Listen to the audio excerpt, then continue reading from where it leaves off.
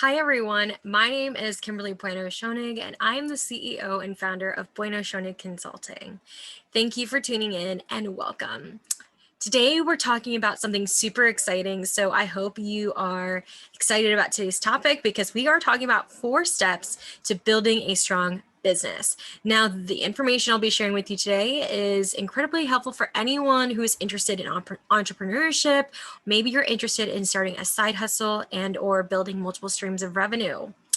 Now, before we get started, I would hope that you are already followed onto this channel or onto our social media platforms. But if you haven't yet, please be sure to like, follow, and subscribe so that way you can get more business and career content every Tuesday and Thursday. All right, let's get started. So the first step to building a strong business is finding a problem that affects you or your community.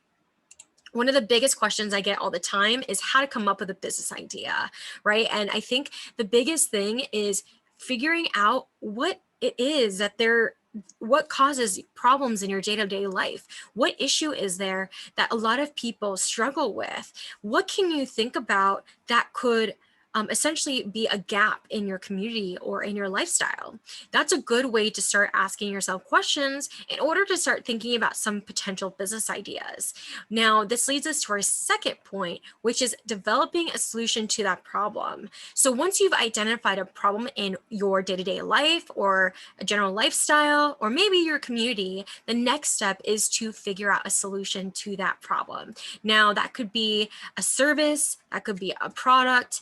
The most important thing to identify is how and if that solution is actually a workable solution to that problem, and make sure that it works every single time, or at least most times, and you can just improve on it later on.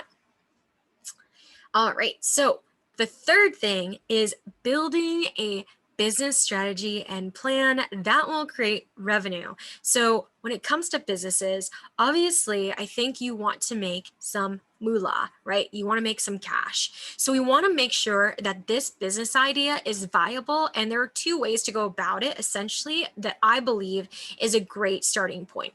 A great point to start with is creating a business plan and then creating a business strategy.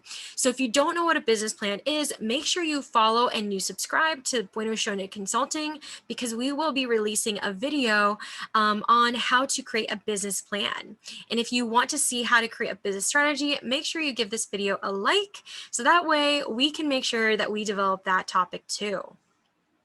So going back to building a business strategy and plan, a business plan should ultimately really be a way for you to identify what it is you're selling, how you're going to sell it, and the business strategy should really be an expansion of the how, right? So really the steps that you are going to take to ensure that your business is going to succeed and or be at the level of success you want to see it at by a certain time, right? So that is ultimately what a business plan and a strategy is. Now, I'm a firm believer that you have to do these 2 steps, because ultimately it will keep you accountable and it will make sure that you can measure your progress. Because if you're not working towards the goals that you are trying to achieve, then it's just going to be a waste of time.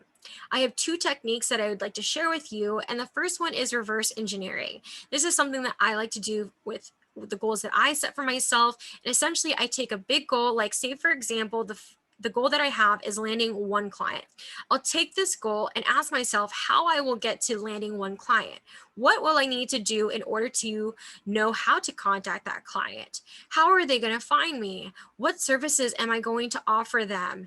And what ways can potential clients find me on certain platforms? Will I have a breakdown of what services I offer, et cetera, et cetera? So I'll kind of set up certain micro tasks, that I like to call them, and essentially keep track of these smaller goals. So ultimately I can make small steps to reach that big goal. The second technique that I like to talk about is called SMART goals. So if you don't know what SMART goals is, I'm not going to go into it, but essentially you're asking yourself a series of questions. SMART, which means, I believe, specific, measurable, attainable, relevant, and timely. So you're asked a series of questions to kind of identify if what you're working on is truly working towards the goal that you're trying to achieve. So those are two techniques that hopefully you'll take away from this. Now, our last but not the least, point number 4, which is execute strategy and keep at it. So what does that really mean, right? Well, ultimately it means that you have this business strategy, you have this business plan. Now, are you going to be making steps towards it? You would think that this is an obvious thing or a common thing or, common sense, but sometimes you get stuck on a particular thing and it's delaying your progress overall. So make sure you're taking these small steps and actually working towards them and completing it off your checklist, because it's important that every single day you are working towards your goal. When you're running a business, everything is on you. You are the CEO, you are the CFO, you are the COO, you are the administrative assistant, you are the receptionist, you are every single aspect of your business. And so you have to make sure that you are taking those small steps towards your goal and make sure you're keeping at it. So you are maintaining that momentum, you are, ensuring that everything is going and you are keeping at it. It's going to be a long journey, and sometimes it's going to be a lonely one, but you have to keep yourself inspired, motivated, and if you need someone to help you do that, you can always invest in a business coach. But that's always up to you. I would just work on some things to make sure you keep yourself motivated and inspired, right? To keep going. And if you can, push yourself to get out of your comfort zone, because ultimately you grow more when you're out of your comfort zone, right? So I always suggest to do that. Push yourself if you can and keep at it. And that's all I have for you guys today. So thank you all so much for tuning in. I truly appreciate it. Make sure you like this video and you follow and subscribe BuenoSchonig Consulting. We are on Instagram, Facebook, LinkedIn, etc. So thank you all so much again, and I'll see you soon. Bye.